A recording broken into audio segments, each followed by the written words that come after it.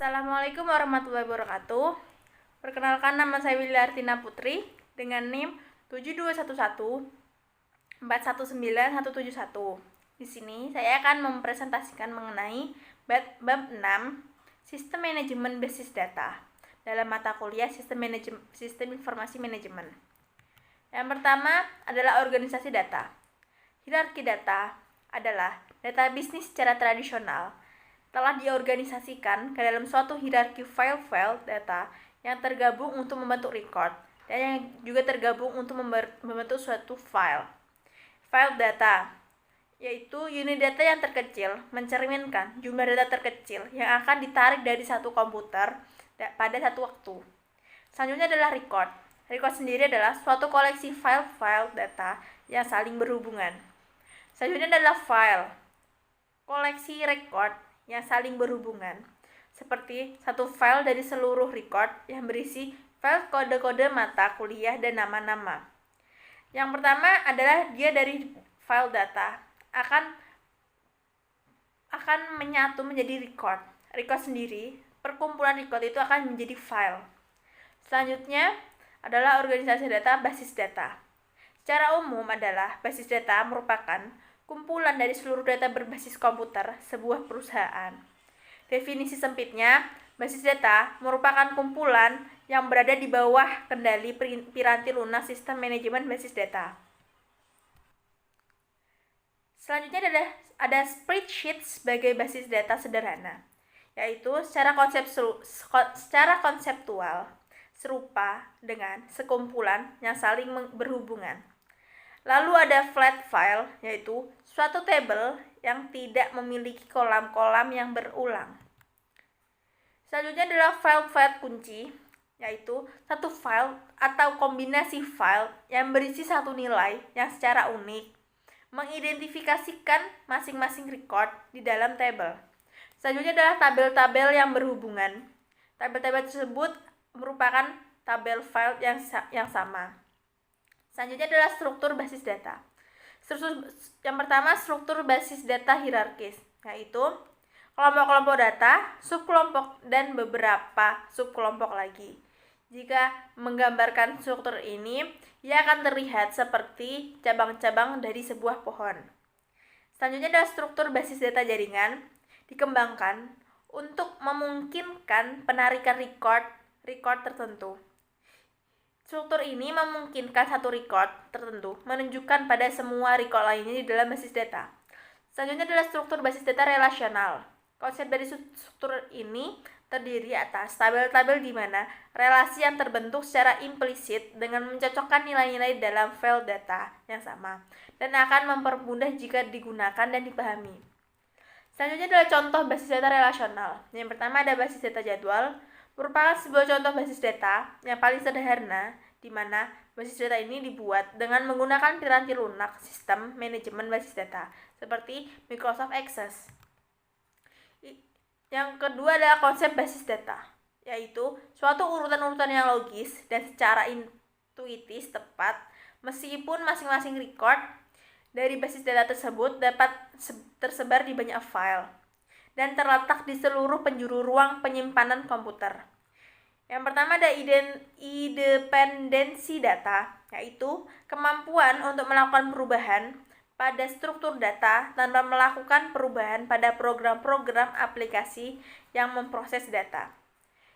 Yang selanjutnya kamus data, yaitu mencakup definisi dari data yang disimpan dan di dalam basis data dan dikendalikan oleh sistem manajemen basis data. Selanjutnya adalah membuat basis data. Yang pertama, menentukan kebutuhan data. Kita dapat mempergunakan dua pendekatan untuk menentukan kebutuhan data. Yang pertama, pendekatan yang berorientasi pada proses. Ketika perusahaan memilih pendekatan ini, maka perusahaan tersebut akan menjalankan urutan-urutan langkah sebagai berikut. Pertama, mengidentifikasikan masalahnya, yaitu mencari masalah yang membutuhkan hal tersebut. Yang kedua, mengidentifikasi keputusan yang dibutuhkan. Yang ketiga, menjabarkan kebutuhan informasi tersebut. Yang keempat, menentukan pemrosesan yang dibutuhkan. Yang kelima, menentukan spesifikasi kebutuhan data tersebut. Selanjutnya adalah perencanaan strategis untuk sumber daya informasi. Yang pertama, membuat suatu model data perusahaan dan akan menjadi model data perusahaan. Dan selanjutnya, mengembangkan basis data dan akan menjadi basis data. Pendekatan pemodelan perusahaan, meskipun pendekatan proses oriented memungkinkan kebutuhan dari masing-masing sistem dapat didefinisikan dengan satu cara yang logis. Kelemahannya adalah kesulitan dalam mengaitkan data dari satu masalah bisnis ke data dari masalah bisnis lainnya. Kelemahan ini dapat diatasi dengan pendekatan permodelan perusahaan. Selanjutnya adalah teknik-teknik permodelan data. Terdapat sejumlah teknik, namun akan memusatkan perhatiannya pada dua teknik. Yang pertama, diagram relasi entitas, yaitu digunakan untuk menguraikan hubungan antara kumpulan-kumpulan data konseptual, sehingga record-recordnya saling berkaitan dan dapat digabungkan bersama. Yang selanjutnya ada diagram kelas, yaitu digunakan untuk menguraikan hubungan data maupun tindakan-tindakan yang mengoperasikan data dalam relasi. Selanjutnya adalah formulir atau forms, yaitu secara tipikal menampilkan satu record saja dalam satu waktu dan tidak memberikan ikhtisar. Data peserta biasanya tidak melakukan agresi data dari banyak tabel basis data. Laporan dan formulir. Yang pertama ada navigasi. Penggunaan dapat melakukan navigasi dari satu record ke record berikutnya dengan memperlakukan baris navigasi yang berada di bagian formulir. Yang selanjutnya adalah akurasi. Formulir memberikan satu kesempatan untuk menyesuaikan nilai-nilai data pada aplikasi area bisnis tertentu. Yang selanjutnya adalah konsisten. Jika seseorang salah memasukkan nilai file, maka artinya record tersebut tidak akan dapat digabungkan ke tabel-tabel yang lainnya. Selanjutnya adalah penyaringan. Basis data memiliki jumlah data yang luar biasa banyaknya. Pengguna mungkin ingin menyaring record yang dilihat dengan menggunakan formulir ini. Selanjutnya adalah subformulir, yaitu entry-entry ke dalam subformulir secara otomatis akan dihubungkan dengan record formulir. Subformulir membantu menjaga keakuratan dan konsisten yang dibutuhkan dari data tersebut. Selanjutnya adalah laporan atau reports. Data teragregasi dari basis data yang diformat dengan cara yang akan membantu pengambilan keputusan tersebut. Selanjutnya adalah query. Query adalah suatu permintaan kepada basis data untuk menampilkan record-record yang terpilih, yang dipilih.